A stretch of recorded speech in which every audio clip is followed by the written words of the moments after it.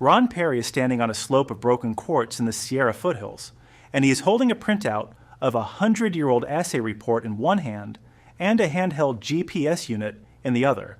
And he is trying very hard not to say anything out loud because the last 3 times he got excited out here, the ground gave him nothing.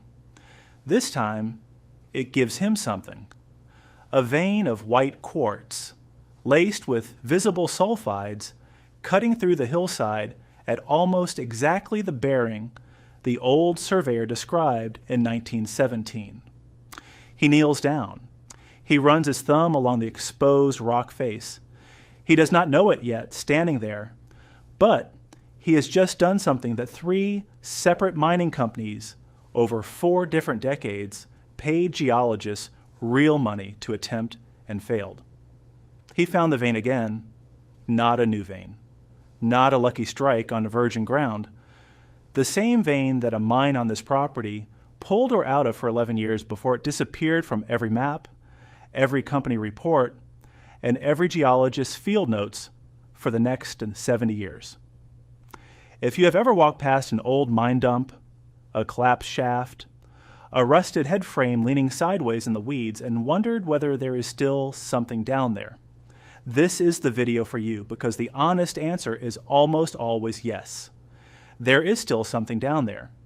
And the more interesting question is, why nobody has gone back for it? The answer is not curses, it is not conspiracies, it is not treasure map mysticism. The answer, in nearly every documented case of a lost mine, is bookkeeping.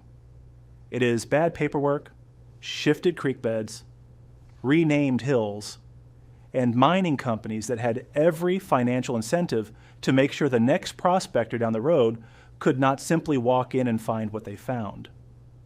That is the part nobody tells you, and it is the part that makes these 3 stories worth 45 minutes of your time. Because in each of these cases, a person with no geology degree, no company backing, and no professional mining credentials succeeded at something that funded exploration teams had already tried and abandoned, not through luck, through method, through reading old newspapers page by page, through matching a surveyor's barren to a modern topographic map by hand, through walking the same hillside so many times over so many years that they noticed the one thing every outside consultant missed. We're going to walk through exactly how each of them did it, in order, with dates, with dollar figures where the record supports them, and with the parts of the story that do not have a happy ending, because 2 of these 3 men did not walk away rich, and understanding why matters just as much as understanding how they found the gold in the first place. First, though, you need to understand how a mine gets lost in the first place, because it happens more often than you would think, and it happens for reasons that have nothing to do with the ore running out. Most people assume a mine closes because the gold or silver ran dry. They closed because the claim holder died without an heir who cared to continue. They closed because a flood filled the shaft faster than pumps of that era could clear it. They closed because a war pulled every able-bodied miner into uniform, and the claim lapsed while nobody was watching. They closed because the price of the metal collapsed, and the operation was no longer profitable at the depth they had reached, even though the vein kept going. In every one of those scenarios, the ore is still there. What is lost is not the gold. What is lost is the paper trail connecting a specific point on the ground today to a specific shaft opening described in a ledger from 1889. That distinction, ore in the ground versus a location on paper, is the entire premise of every story in this video. And it is why the people who find these mines again are not the ones with the most sophisticated equipment. They're the ones who are best at reconstructing paper trails. Let's go back to Ron Perry and the quartz vein, because his story gives us the clearest blueprint, and it starts not on a hillside, but in a public library. The mine in question operated under a name that changed twice between 1902 and 1931, which is itself one of the most common reasons these properties get lost. A claim gets sold, the new owner renames it after his daughter or his hometown, and every subsequent record search for the original name comes up empty, even though the physical hole in the ground never moved. Under its original name, the mine produced ore, a saying it figures that, translated to modern gold prices, would represent a very significant operation for its era, worked by a crew of around 30 men at its peak between 1904 and 1911. Production slowed sharply after 1911, and the standard company history, repeated in most regional mining summaries for decades afterward, blamed the slowdown on the vein pinching out, meaning narrowing to the point of no longer being economical to work. Perry did not believe that explanation, and the reason he did not believe it is almost embarrassingly simple. He spent 2 years on weekends reading digitized newspaper archives from the nearest county seat, and in an issue from late 1911, he found a short item, 3 sentences long, reporting that the mine's underground workings had suffered a flooding incident after breaking into an unmapped water pocket, and that pumping costs at the time made continued extraction uneconomical at the metal prices then prevailing. That is a completely different story than a vein pinching out. A pinch vein means there's nothing left to find. A flooded shaft at a price point that no longer supported pumping cost means the vein is very likely still there, just underwater and abandoned, at a moment when gold was worth a fraction of what it is worth today. This is the first mechanical lesson of the entire video, and it is worth sitting with. Official company histories and later mining bureau summaries are often written by the people who walked away from a property. And people who walk away from a property have an incentive, sometimes financial, and sometimes just reputational, to describe the departure as unavoidable rather than as a business decision that later became a mistake. And mistakes are the kind of thing that get quietly smoothed over in official records. Perry's next step took even longer than the newspaper research. He tracked down the original 1917 survey filed with the county recorder's office, which included hand-drawn bearings and distances from 3 fixed reference points, one of which was a large granite outcrop still visible on the property, one of which was a creek confluence that had since shifted nearly 40 feet due to a century of seasonal flooding, and one of which referenced a fence post that no longer existed in any form. 2 out of 3 reference points gone or moved is exactly the kind of degradation that defeats a professional survey crew working on a fixed budget and a fixed timeline. A geological consulting firm hired for a 2-week feasibility study does not have the time to cross-reference a shifted creek bed against decades of aerial photography. Perry had that time because this was not his job, it was his hobby, and he treated the creek's drift the way a genealogist treats a family that changed its last name. Using historical aerial photographs sourced from a state archive spanning survey flights from 1948, 1966, and 1989, Perry was able to plot the approximate historical creek path against its current path and calculate how far the confluence marker had actually moved. From there, he recalculated the original surveyor's bearings using the granite outcrop as his one reliable fixed point and produced a search radius of roughly 60 yards, a dramatic narrowing from the several hundred-acre parcel the original claim had covered. He spent 11 weekends walking that 60-yard radius with a magnetometer and a hand auger before he found the exposed quartz outcrop. When he did not touch it, and he did not tell anyone. He photographed it, logged the GPS coordinates, and drove 2 hours to file a mineral claim through the correct federal channel before he told a single other person, including the landowner, what he had found. That single decision, filing the claim before celebrating, before posting online, before even telling close friends, is the second mechanical lesson of this video. And we are going to come back to it because it is the difference between the amateurs in this video who profited from their discoveries and the ones who did not. The second case takes us to a Nevada silver district that boomed hard and fast in the 1870s. The kind of district where a town of several thousand people existed for less than a decade before the ore quality dropped and the population evaporated almost as fast as it had arrived. At its peak, the district's flagship mine was producing silver ore rich enough that a single ton could be worth more than a laborer's annual wage, and the surrounding hillsides were riddled with dozens of smaller claims trying to intersect the same vein system at a different point. When the primary vein narrowed below profitability around 1881, most of the district's smaller operators simply walked away rather than sink capital into deeper development, and within 15 years, the town itself was largely abandoned. Here's where the story gets interesting for our purposes. In the 1970s and again in the 1990s, two separate mining companies conducted exploration programs across the old district using aerial magnetic surveys and modern geological modeling, specifically trying to relocate what old assay records suggested was a parallel, richer vein structure that the original 1870s miners had only partially exposed before the town emptied out. Both companies concluded in their final reports that the vein structure described in the historical assays could not be reliably located given the surface disturbance from a century of intervening erosion and small-scale reworking by later prospectors. Both companies were wrong, not about the geology, but about where to look, and the person who proved it was a retired machinist named Daniel Voss, who had been metal detecting and rock hounding in the district as a weekend hobby for almost 20 years before he found anything significant. Voss's advantage was not equipment, it was repetition. He had walked essentially every accessible surface acre of that district multiple times across 2 decades in a way that no exploration geologist on a contracted 6-week field season ever could.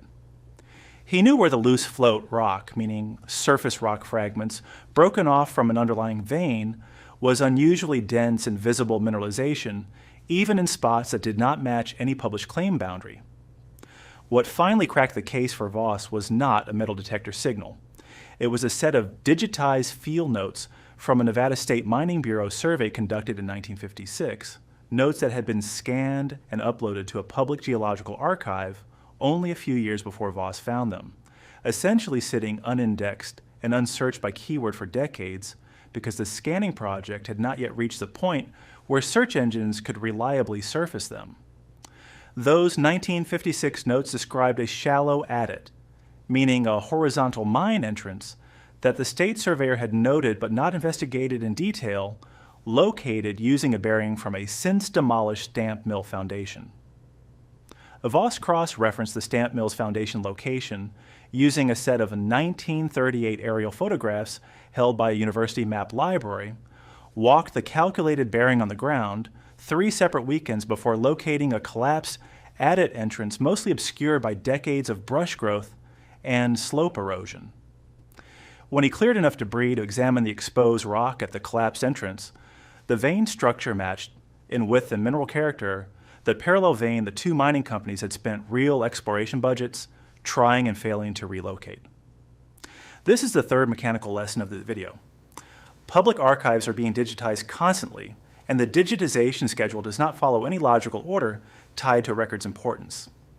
A field note that a professional geologist would have paid to access in 1998 might simply not have existed online yet in 1998, and might sit fully public and fully searchable by 2015 with almost nobody thinking to look for it, because by then the district had a 100-year-old reputation as thoroughly explored and picked over.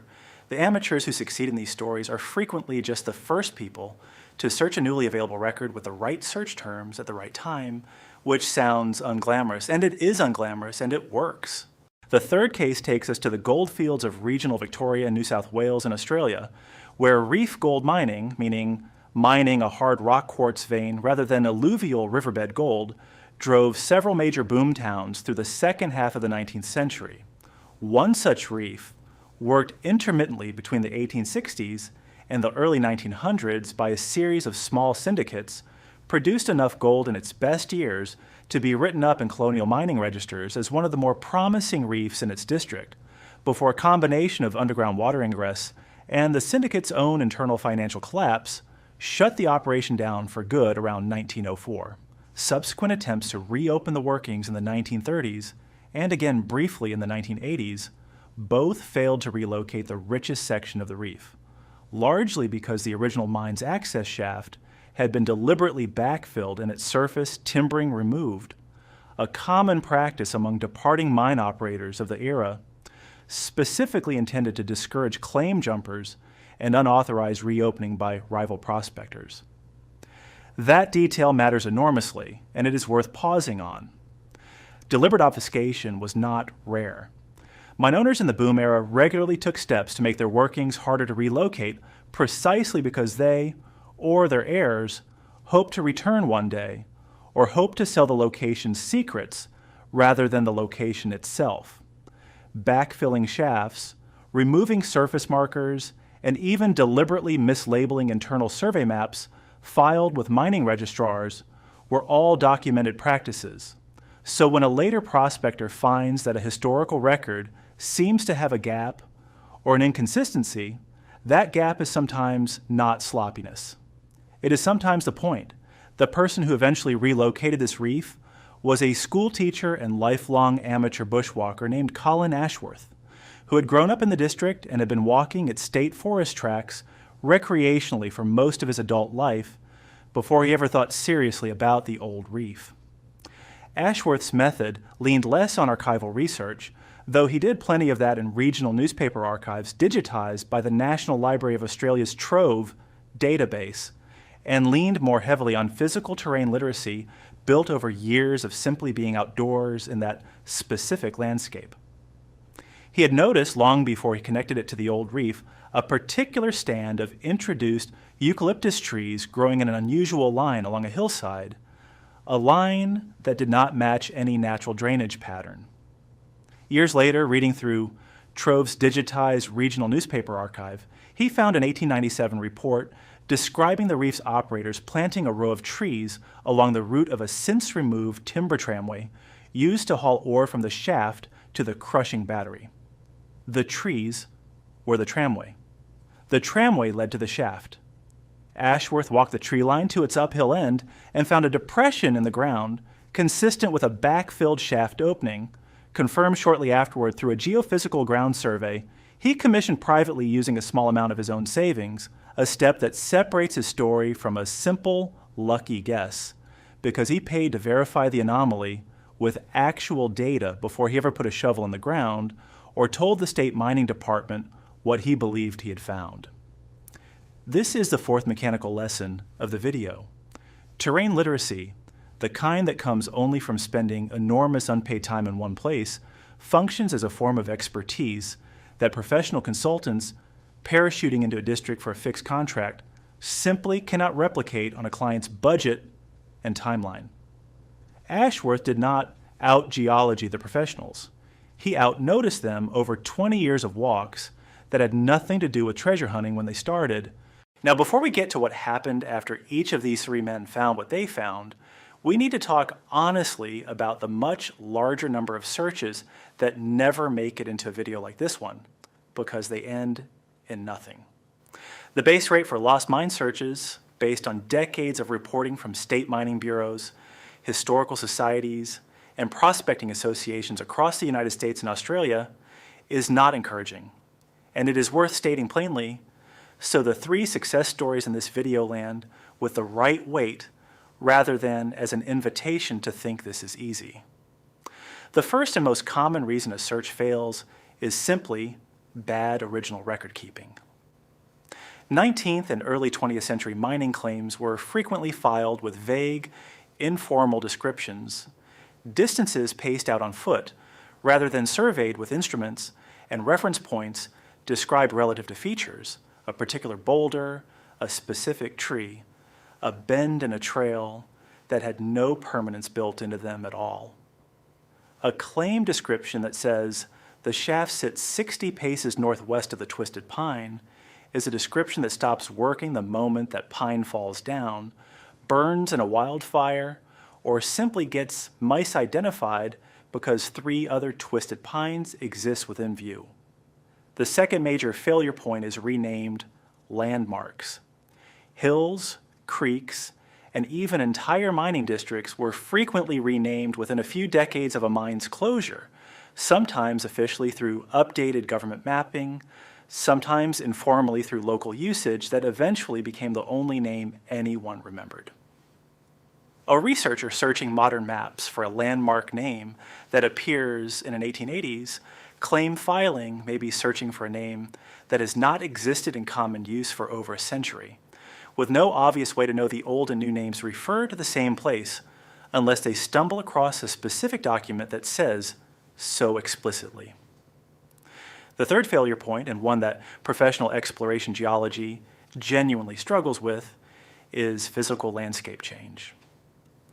Creek beds shift. Erosion reshapes hillsides over decades. Landslides bury entrances. Reforestation, or in some districts deforestation, completely changes the visual character of a hillside compared to period photographs. A surveyor's bearing calculated from a creek confluence that has since moved 40 or 50 feet, as we saw in Ron Perry's case, can throw an entire search radius off by an amount that makes the difference between finding a shaft and walking directly past it. And the fourth failure point, as we saw with the Australian reef, is deliberate obfuscation. Owners hoping to return, heirs hoping to sell information rather than land, and rival operators hoping to prevent competitors from relocating a productive claim all had reasons to make historical mine workings harder to find, not easier. And that intentional friction does not show up as a mystery in the historical record. It shows up as a boring, ordinary-looking gap, which is exactly why it fools people for a century at a time.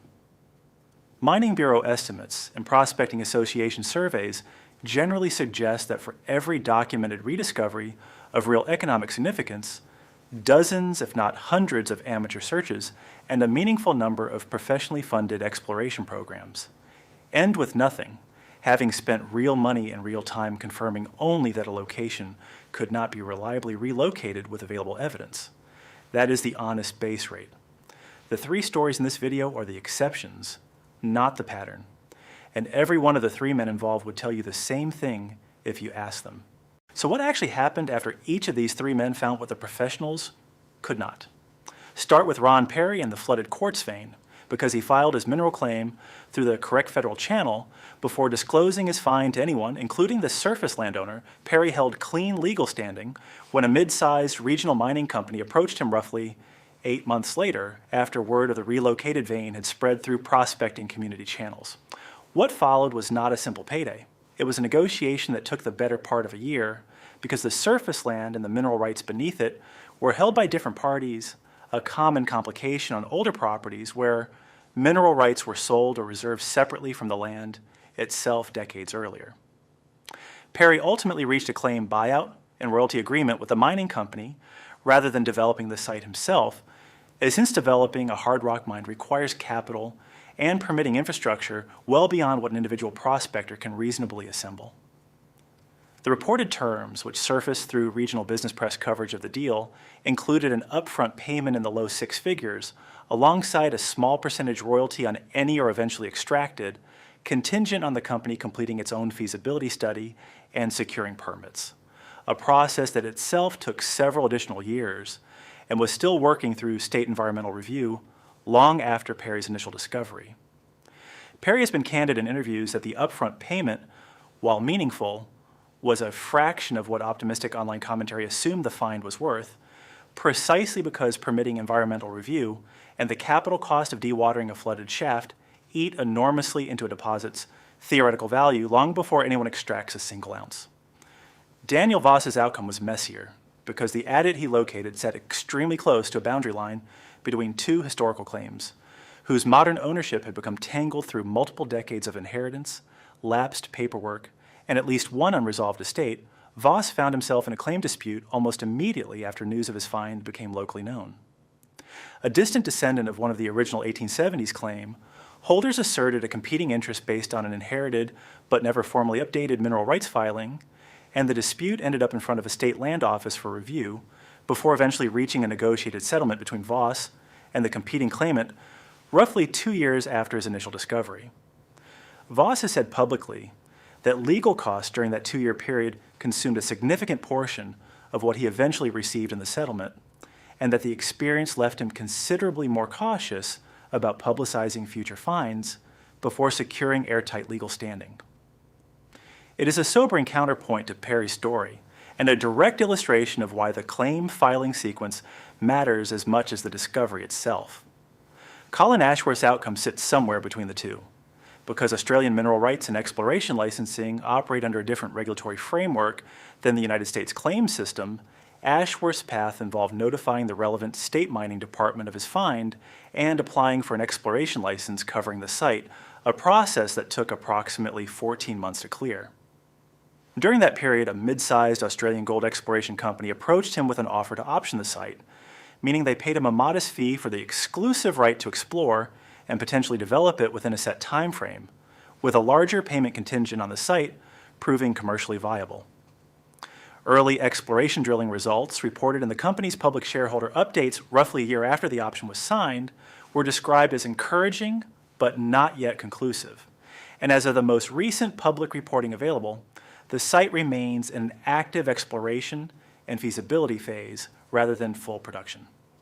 Ashworth received his option payment and has said in local press interviews that he considers the outcome a genuine success regardless of whether full-scale mining ever proceeds, because the payment alone represented a meaningful sum for a retired schoolteacher, and because he takes real satisfaction in having solved a puzzle 2 previous professional attempts could not.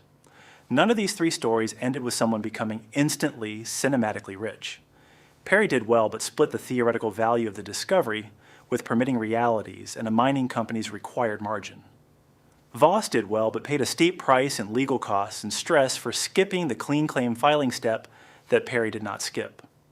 Ashworth received a modest but meaningful sum with a larger payday, still an open question years later. That is the honest shape of what rediscovery actually pays, and it is more instructive than any story that ends with someone driving away in a truck full of gold bars. So if you strip the romance out of all 3 of these stories, what is actually left is a toolkit. And it is a toolkit that has almost nothing to do with treasure hunting mysticism and almost everything to do with patient, unglamorous research discipline. The first tool is archival literacy. Every one of these 3 men spent dozens, sometimes hundreds of hours reading digitized newspapers, mining bureau reports, and county filings that were technically publicly available the entire time, sitting unread simply because nobody with the right motivation had gone looking. The digitization of historical records is ongoing and incomplete, which means archives that were unsearchable 5 years ago may be fully searchable today, and that gap is where real discoveries are still hiding, right now, for anyone patient enough to look.